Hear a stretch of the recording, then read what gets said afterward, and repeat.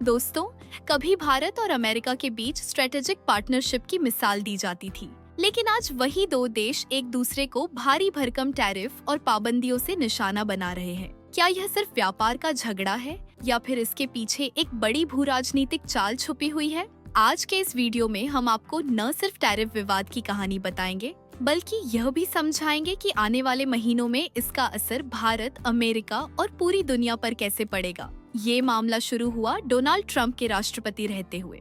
America ने अपने घरेलू उद्योग को बचाने के लिए सेक्शन 232 टैरिफ्स के तहत भारत से आयात होने वाले स्टील और एल्यूमिनियम पर 25% और 10% शुल्क लगाया।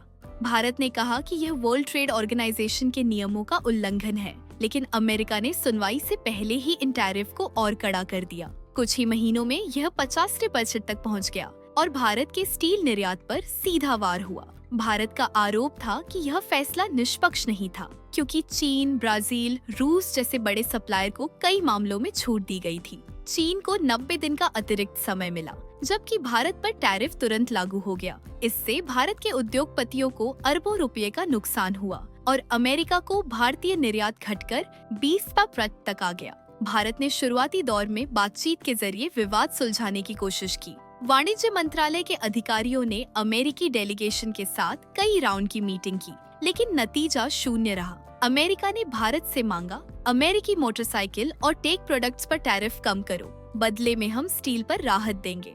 भारत को ये शर्त मंजूर नहीं थी और यहीं से विवाद गहरा गया। जब अमेरिकी टैरिफ लागू हुए तो भारतीय बाजार में गुस्सा फैल गया।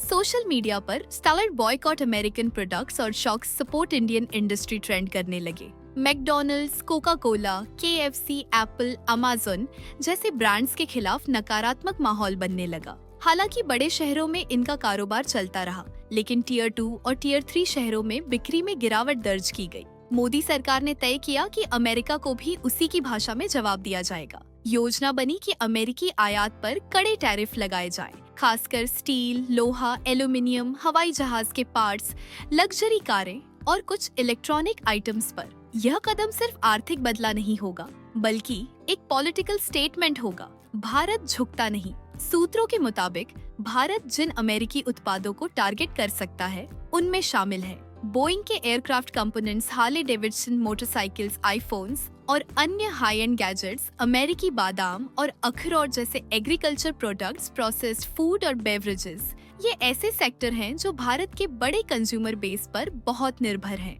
अगर भारत ने टैरिफ बढ़ाए तो Apple, Boeing, Harley Davidson, PepsiCo, Coca Cola जैसी कंपनियों पर सीधा असर होगा। भारत उनके लिए एक हाई ग्रोथ मार्केट है।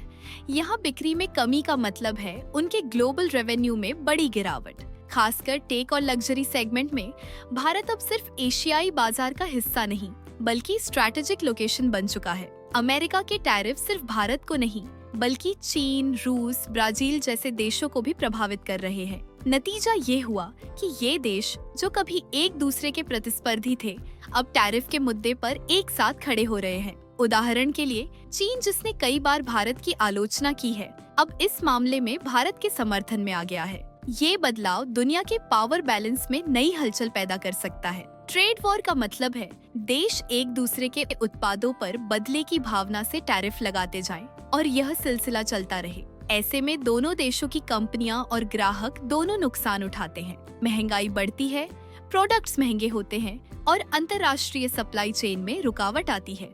आज भारत और अमेरिका उसी रास्ते पर बढ़ते दिख रहे हैं। कुछ एनालिस्ट मानते हैं कि टैरिफ विवाद के पीछे एक छिपा हुआ एजेंडा भी है, रक्षा सौदे। अमेरिका चाहता है कि भारत अमेरिकी हथियारों और डिफेंस टेक्नोलॉजी की खरीद बढ़ाए ताकि उनका ट्रेड डेफिसिट कम हो।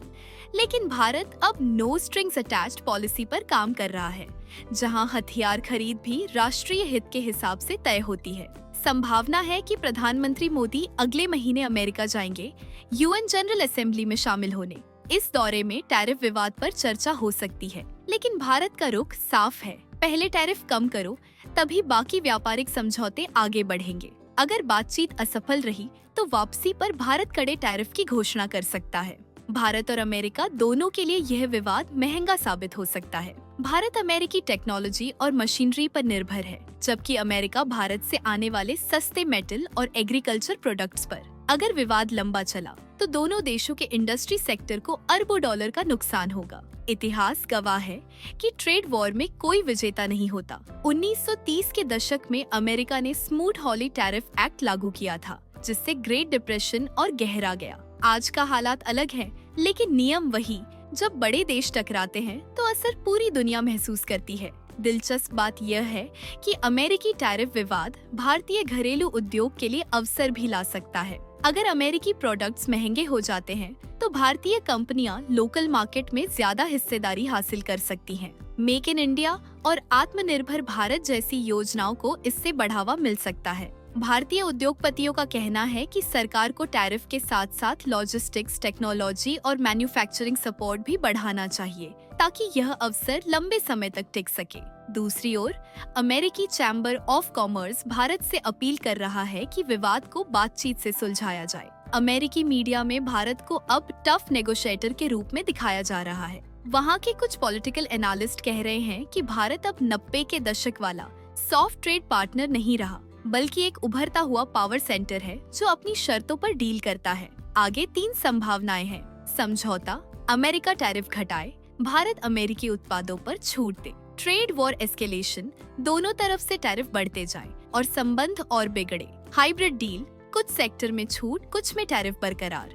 यह विवाद सिर्फ स्टील और एल्यूमिनियम का नहीं, बल्कि 21वीं सदी की भू राजनीति का आईना है। भारत अब दुनिया को दिखा रहा है कि वह किसी भी सुपर पावर के सामने अपनी शर्तों पर खड़ा रह सकता है।